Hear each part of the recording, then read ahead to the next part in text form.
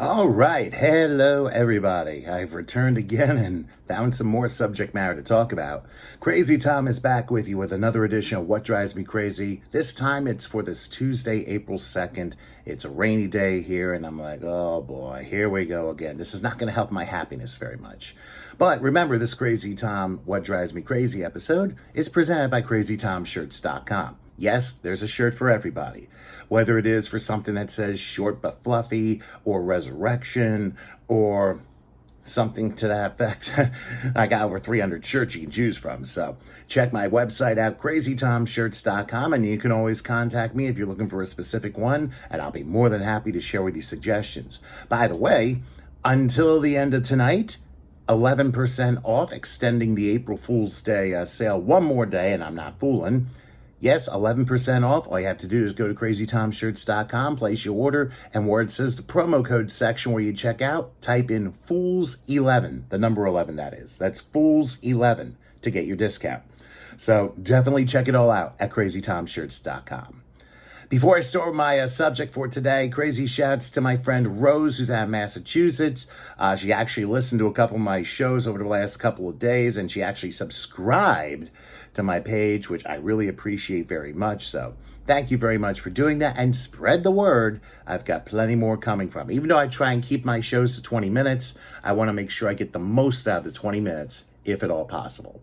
Now, today, I woke up to a little bit of a controversy in sports. No, not the Phillies finding another way to lose 10 minutes after the Flyers invented another way to blow their season up.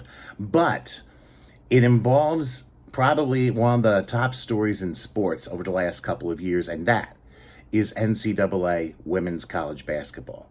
Now, of course, last year, Angel Reese and LSU, the women, won their national championship by defeating Iowa soundly 102-85. Last night in Albany, in the Elite Eight, it was a rematch of that national championship game, which I'll explain a little bit more about in due time. But the controversy that surrounds that game yesterday was the fact that the LSU women did not stand around while the national anthem was being played, while Iowa's women stood facing the flag in solidarity with one another. The question is, why did this happen? Now, Angel Reese has been known to be an incredibly outspoken person, and many people have tended to disagree with her viewpoints. But then again, that's why she is a college student athlete and being outspoken, trying to make a name for herself after college basketball, even if she does go to the pros. Now, mind you, she has one more year of eligibility if she wants to play, but she has to declare for the WNBA draft like very, very soon, like in less than 2 weeks from what I saw. But the point I'm trying to get at here is whether it's Angel Reese or Caitlin Clark, and Caitlin's going to the WNBA draft after Iowa's all finished, may actually play for the U.S. women's Olympic team in Paris later this year, depending on how things turn out. The controversy, of course, has to surround LSU and the women and what they did. Now, the SEC has been known to get headlines for very interesting things. Like, for instance, you may remember last year, the University of Georgia's football team coming off their second straight national championship and drubbing TCU to a pulp 65-7. Well, the Dogs, as part of an ongoing tradition, were invited last June to the White House for what was being deemed College Athlete Day. But Georgia declined the invitation.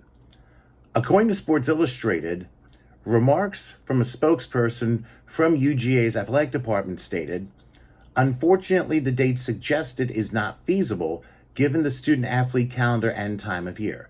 However, we are appreciative of the invitation and look forward to other opportunities for Georgia teams moving forward."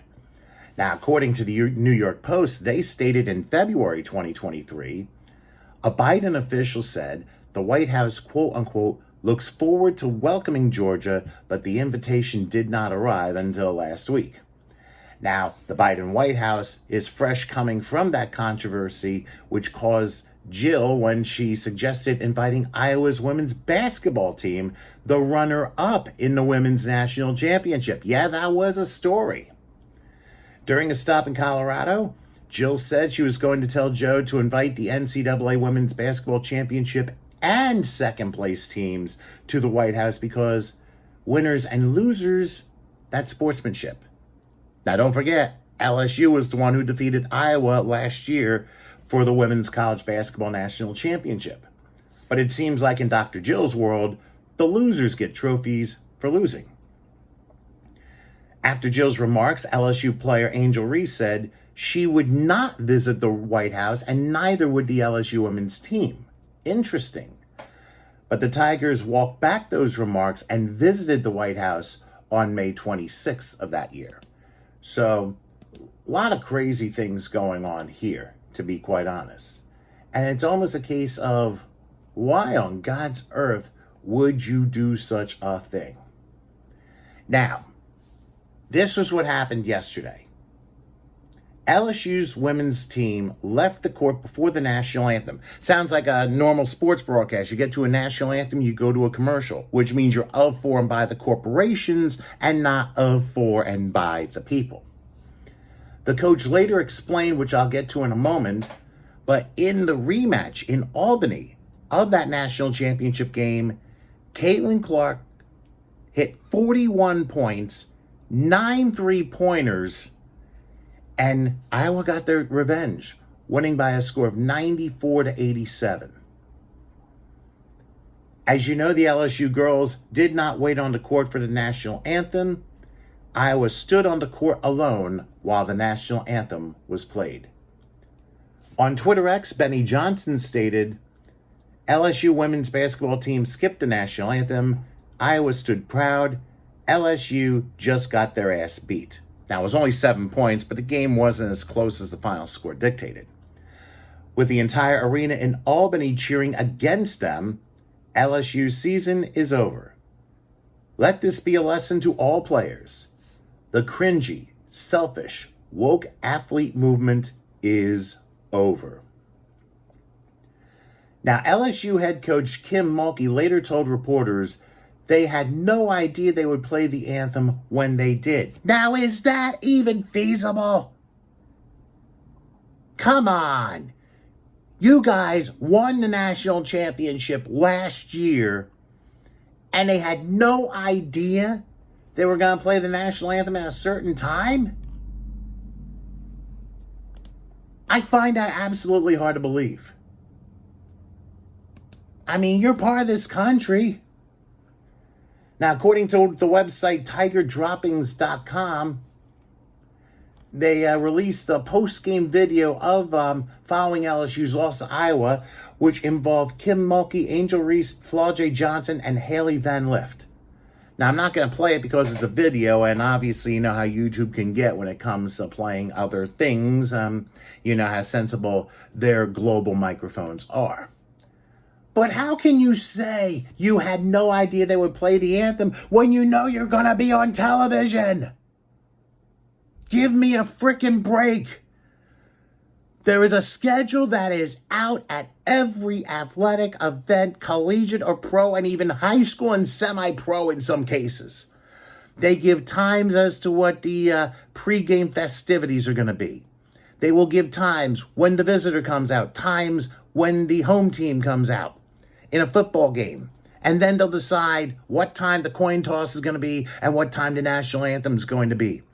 Usually in a setting like this, they will do the national anthem about 10 minutes before the game tips off. There'll be more warm-ups after the anthem. They'll do the lineups, get the game going, and that's it. So for Kim Mulkey to put out a ridiculously bogus, pathetic excuse saying that they had no idea they played the anthem when they did, you're pathetic. Because you guys should know. You're on a national stage and you're covering up for a team's actions, which, in my mind, you're running basically as sore losers. There's no way this can be acceptable to anybody. And to defend The fact that they left the court for the national anthem is a joke.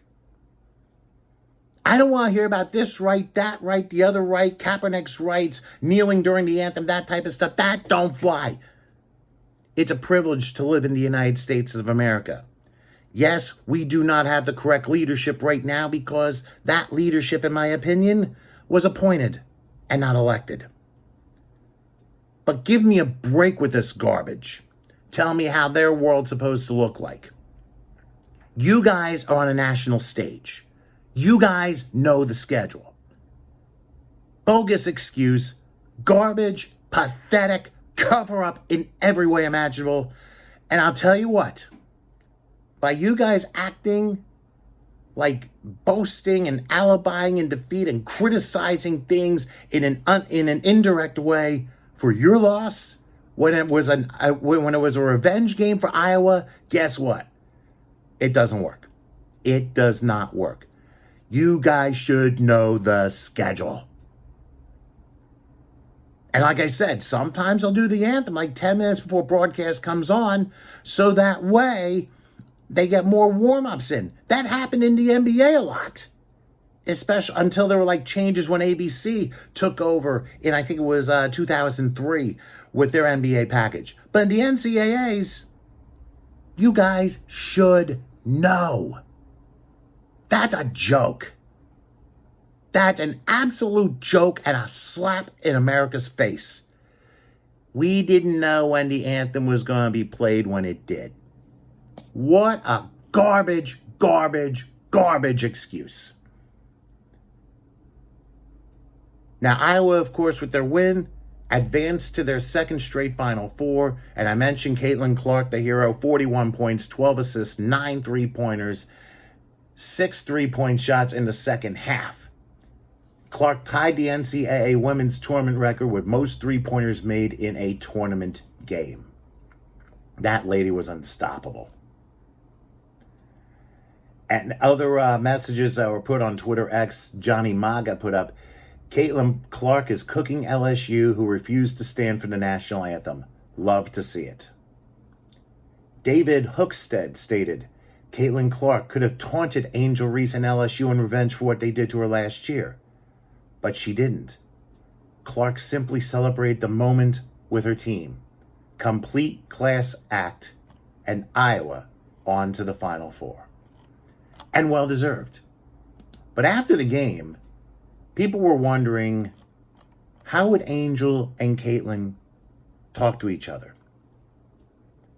According to nypost.com, the New York Post, Angel Reese insisted before Monday's highly anticipated LSU-Iowa March Madness Elite Eight matchup that there's no hate between her and Clark.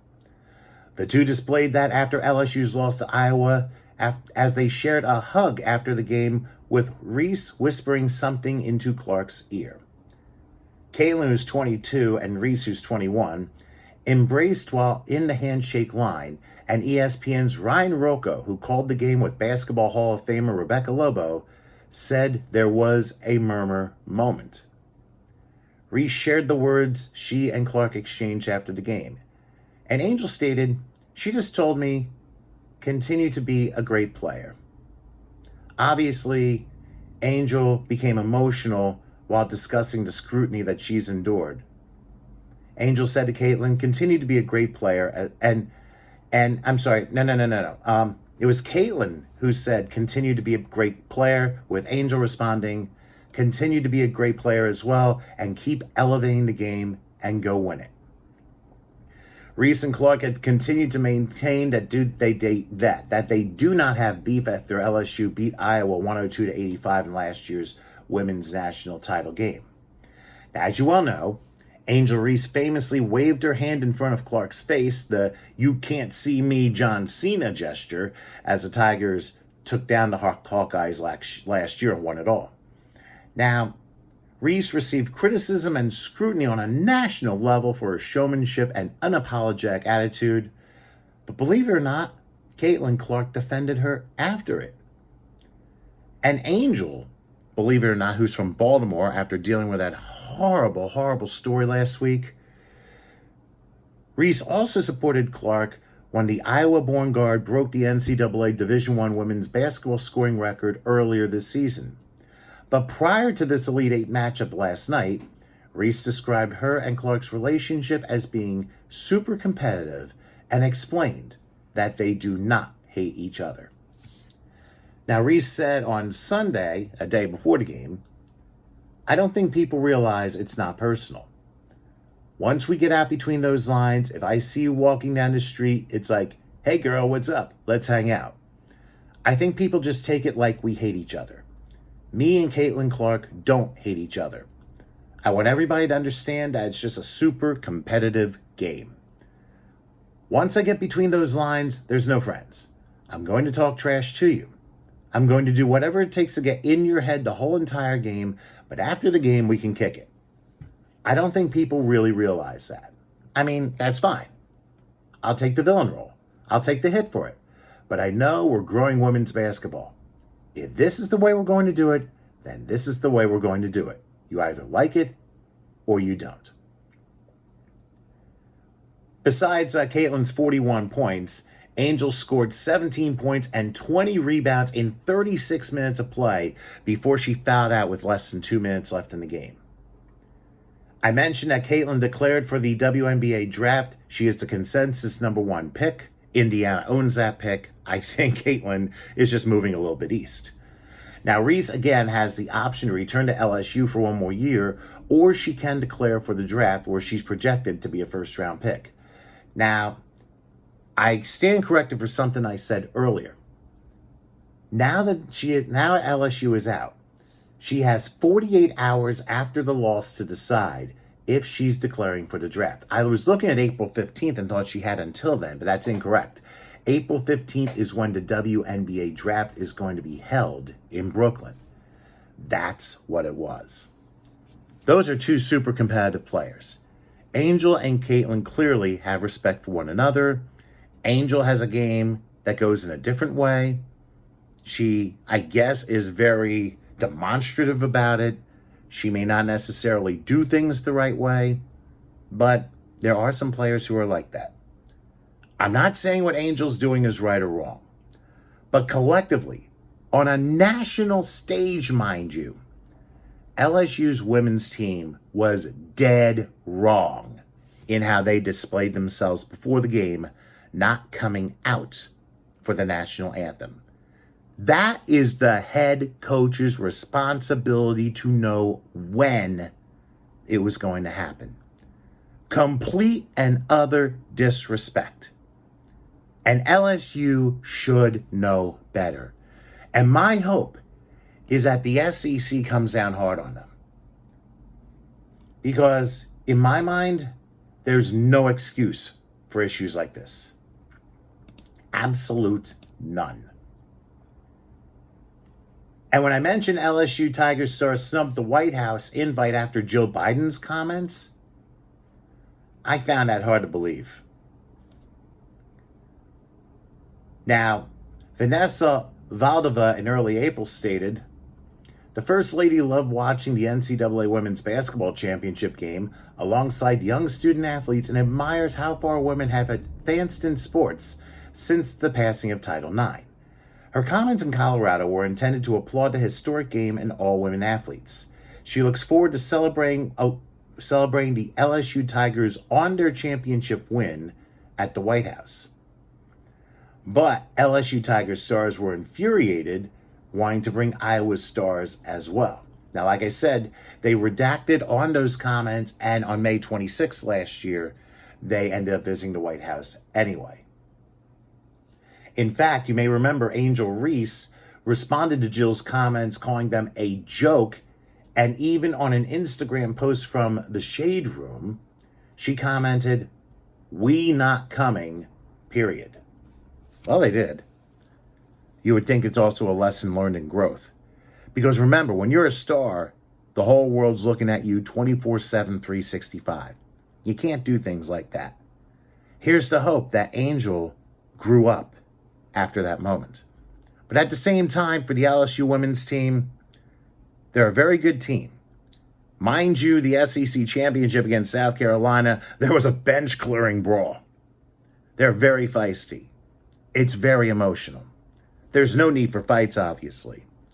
But this does not help the LSU women's cause by not showing up for the national anthem when you know full well there's a schedule to be followed, you know when the anthem's going to be on, and the fact that the head coach said they didn't know is bullshit inexcusable. Point blank. Sorry.